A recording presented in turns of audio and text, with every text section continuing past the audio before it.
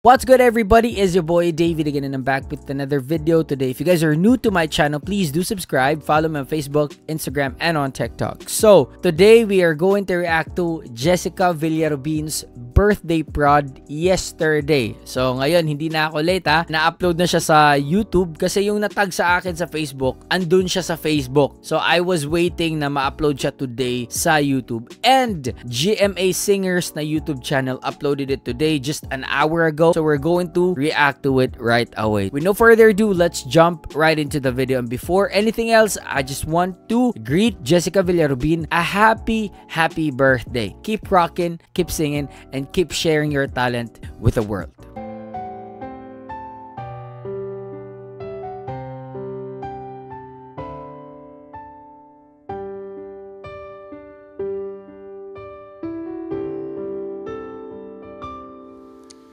Sa bawat pintig ng puso ay dama ko na bahagi ka ng buhay ko. Kahit na itago pa, kahit na ilihim pa, kita ko sa iyong mata, tayong dalawa ay isa. Puso ang siyang nagsasabi na ika'y kahati ng aking kaluluwa. Wagas na pag-ibig ay di magbabago.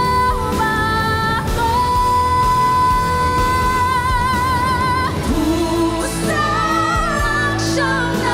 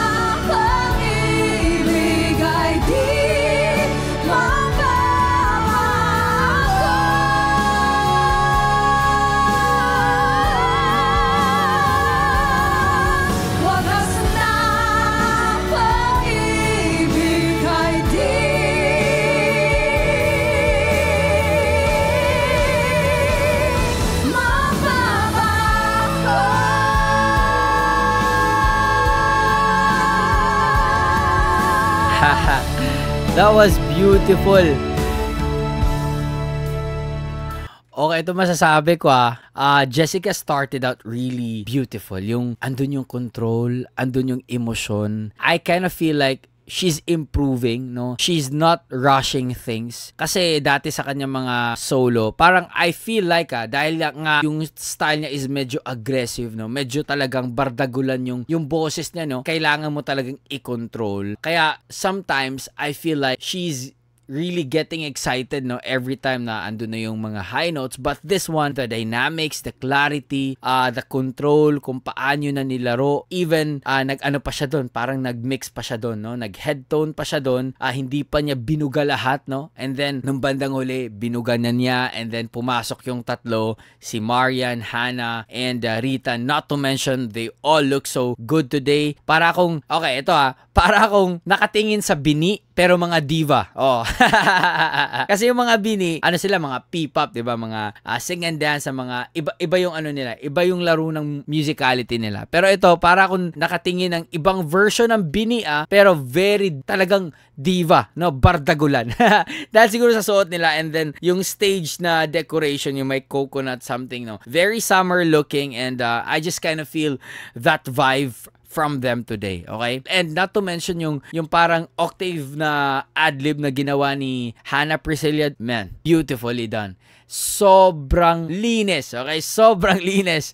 Kaya gusto kong mag-pause many times already. No, we're just 2 minutes and 23 seconds in the video, but beautiful. I'm so impressed.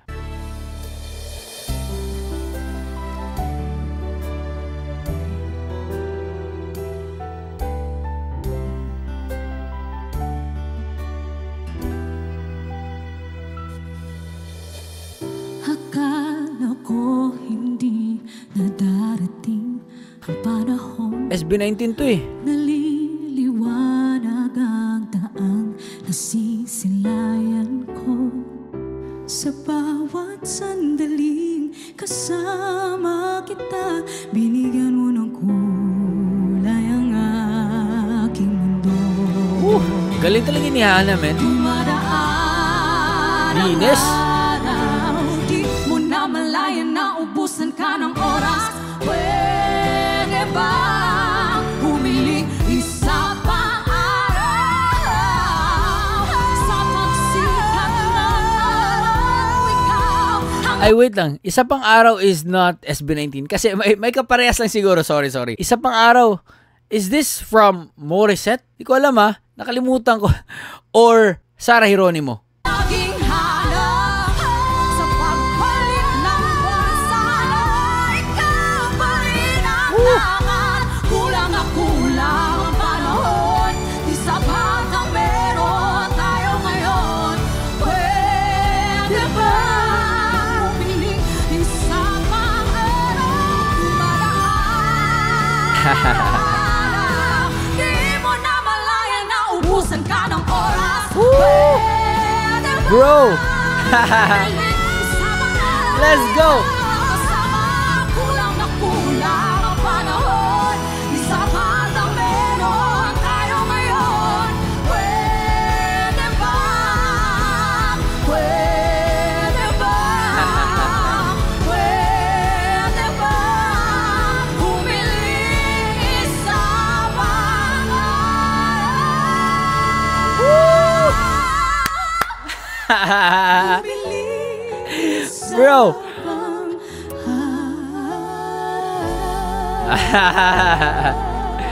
Okay. Okay, wait lang ha. I know that this is Jessica's birthday prod, okay? But with all due respect, no, bias aside talaga, like, bias aside talagang nag-stand out doon si Hana. Dito sa, ano na to dito sa segment na to, itong particular duet na to, yung isa pang araw, no? Man, Hana, I think, no, siya yung isa sa pinakamalinis talaga kumanta na narinig ko dito sa Pilipinas, no? Name your idols, name your biases, no? From Regine to Morissette to Sarah Geronimo, to KZ Tandingan, name them all, no? Name them all.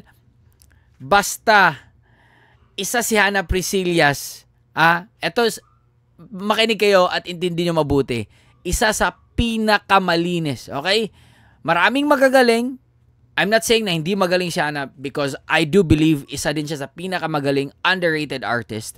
Pero let's say, no, sa very specific na skill, okay? Na trait, pinakamalinis. Maraming magagaling pero hindi malinis kumanta. But Hana Prisillas, man, yun talaga yung I think edge niya, no? Maraming biritera, maraming diva, but when you say malinis, like super clear, clarity ng boses, yung ano niya, composure niya while singing, yung lahat, man, sobrang linis talaga.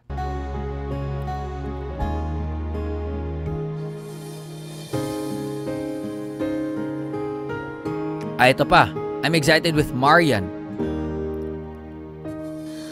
Pagmamahal ko sa'yo'y walang hangganan. Panaginip ko, ikaw ang laman. Umikot ang ating mundo. Sexy naman ni Marian. Na wala't nagbago. Wag sa puso ko. Okay, pause muna tayo, man. I just have to pause. Okay, don't be mad, okay? Don't be mad. I'm just being honest. Do you guys agree with me na merong nuances sa boses talaga ni Jessica Villarobin that sounds like Morissette? No? May quality sa boses niya, sa tone niya, na it feels like it's kind of, you know, Morissette na tone. I'm not saying na ginagaya niya si Morissette, okay? You can't just culture your tone like that. I think that tone quality is really, really natural, no? Inborn ka dyan. But what I'm saying is, meron talagang nuances ng boses niya, no, na parang Morissette, no, pag pinakinggan natin ng mabuti. Don't get me wrong, I'm just being honest, okay? Sa'yo'y ako'y hindi susungkaman ka. Naririnig mo ba ka? Nice. Ng oras ko, sana ay pabilis ito. Nice blending. I love the vocal splits. Woo! Sing, Marian.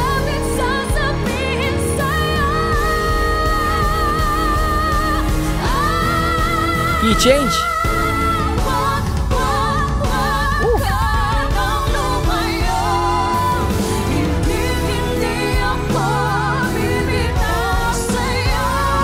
Bro.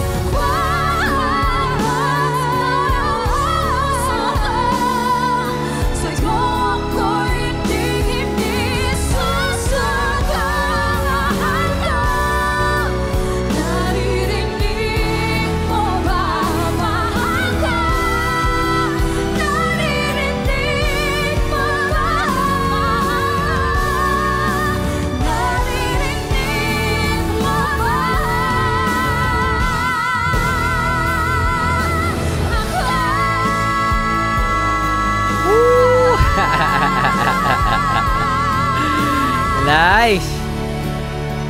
Wow. Wow. Just wow, man. Amazing. Amazing. Heto na naman ako, nag-iisa, nakalutang lang sa hangin at lagi nagtulala.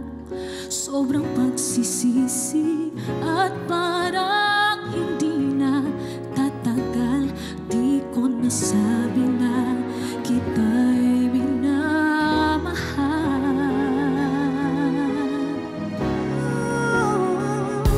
Pati ko ba nasabi ang puso ko'y nagsisisi?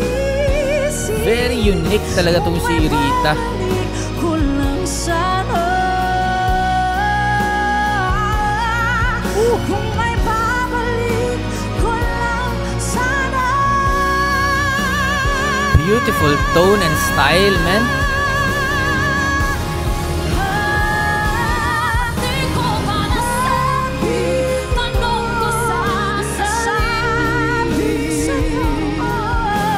Nahulog din na sa Pinas, nasayang lang. Di ko ba nasabi, ang puso ko'y nagsisisi. Kung may babalik ko lang sana. Kung may babalik ko lang sana. Kung may babalik ko lang sana. Sana'y nasabi.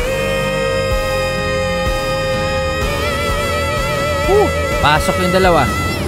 Pusa Ala. siyang nagsasabi na ika'y kahit Bagay ito sa mga... Bagay yung boses niya sa mga ganito. kahit pa hindi sabihin ay naman ang puso na ikaw ay ako. Wagas na pag-ibig ay di magbabago.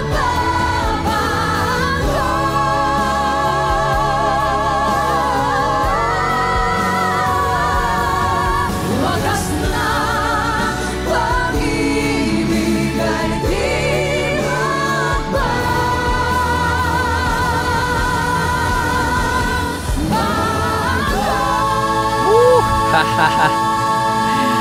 Grabe. Nice. Okay. That was powerful. Sobrang linis, and yung mga vocal splits, yung harmony, it was well arranged, well placed. It's beautiful. And I have to say this, no, although kulang sila, wala si Julian and Thea, which also makes me sad, no, na wala yung dalawa, no, hindi sila kompleto. But on the other hand, I think kahit kulang sila, this is one of the best birthday productions na nakita ko from Queendom. Ang linis, song choices, yung power ng isang diva, talagang obviously. Man, I love this, man. I love this. And definitely I would also upload this sa aking Facebook, no? And I would make it, cut it in parts, no?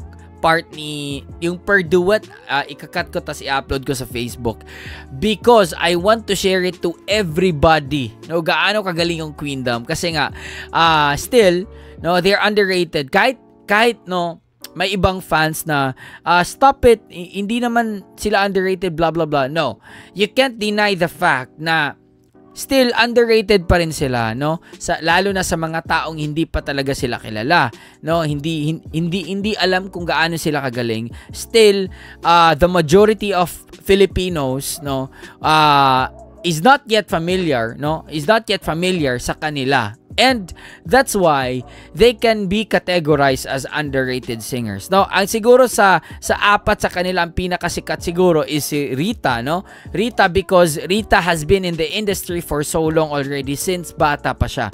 So maybe Rita, and then she went acting and all that. So talagang may progress, may improvement, and she's a veteran already in the industry kahit hindi pa naman siya ganun katanda, no? But I would love to share it to everyone kung gaano sila kagagaling. And man, yung isa pang araw, ano pa yun, yung before that, basta isa pang lahat ng song choices, man, I love it.